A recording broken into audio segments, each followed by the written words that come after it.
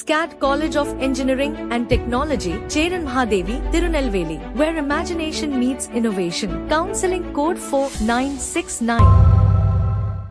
சென்னையில் மத்திய இணையமைச்சர் எல் முருகன் செய்தியாளர்களை சந்தித்து வருகிறார். அதனை பார்க்கலாம். நமக்கெல்லாம் தெரியும். அதனால இடி அவர்களுடைய தரப்பு நியாயத்தை சுப்ரீம் கோர்ட்ல எடுத்து வைப்பார்கள். அவர்கள் என்ன இந்த ஊழல்ல நடந்திருப்பதோ அது மக்களுக்கு எடுத்து தண்ணி குடிச்சவன் தண்டனை அனுபவிச்சு தான் சரி, உப்பு தின்னவன் தண்டனை அனுபவிச்சு தான் ஆகணும்.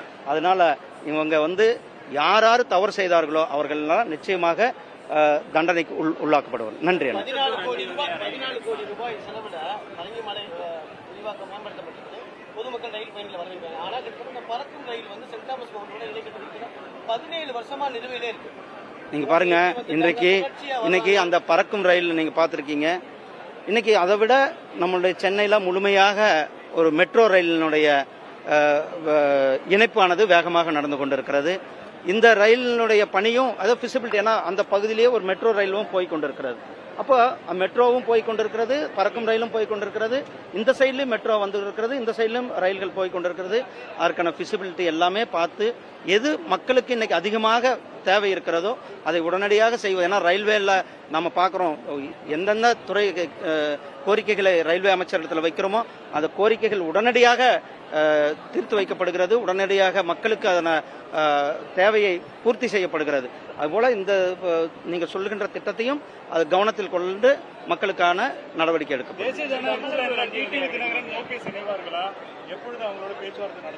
இது எல்லாமே எங்களுடைய தேசிய தலைமை முடிவு செய்வார்கள். அவர்கள் சரியான நேரத்தில் எல்லாத்தையும் நம்ம அறிவிப்போம். அவர்கள் யார் இடத்துல பேசுறாங்க என்பதை அவர்கள் அறிவிப்பார்கள். எப்படி அண்ணா திராவிட முன்னேற்ற கழகத்தினுடைய கூட்டணியை நம்முடைய தேசிய தலைவர் மரியாதைக்குரிய திரு அமித்ஷாஜி அவர்கள் சென்னையில கூட்டணியை உறுதி செய்தார்களோ அதே போல மற்ற கட்சிகளும் யார் வர்றார்கள் என்பதை எங்களுடைய தேசிய தலைமை உங்களுக்கு எல்லாம் அறிவிப்பாங்க. நன்றி அண்ணா. நன்றி அண்ணா.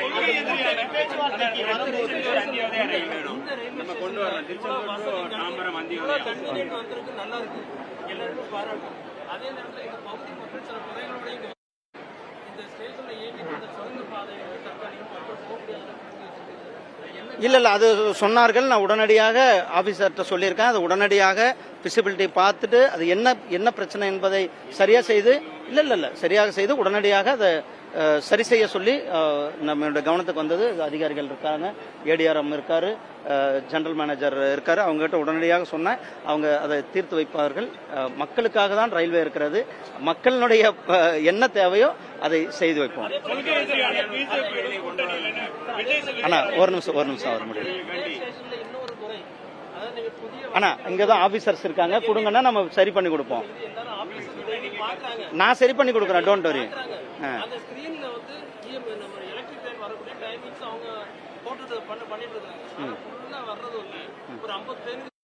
திமுக குடும்பத்திற்கான நெருக்கம் என்ன, இந்த தம்பிகள் யார் என்பதை திமுக அரசாங்கம் மக்களுக்கு தெளிவுபடுத்த வேண்டும். இன்றைக்கு தம்பிகளும் சார்களும் தமிழ்நாட்டை ஆட்சி செய்து கொண்டிருக்கின்ற நிலைமையை திமுக அரசாங்கம் கொண்டிருக்கிறது.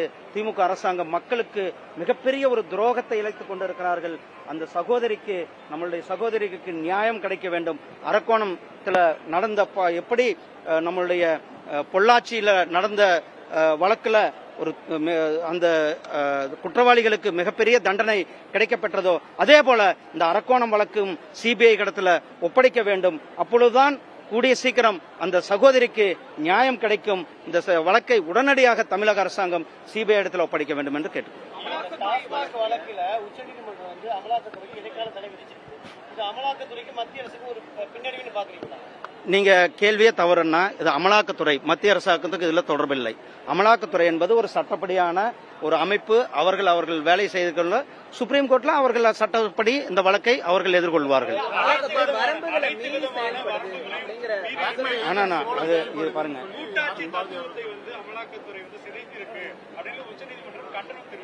அதுதான் அமலாக்கத்துறை ஒரு தனியான இண்டிபெண்டன்ட் அமைப்பு.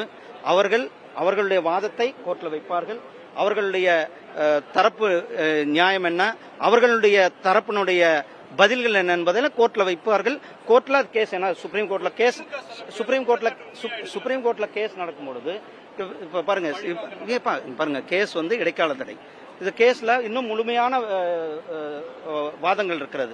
இன்னும் முழுமையான இரண்டு தரப்பு வாதங்களை முடிவு பண்ண பிறகுதான் பல வழக்குகள்ல அவங்க இடைக்கால தடை விழும்போது சில கேள்விகள் கேட்பார்கள்.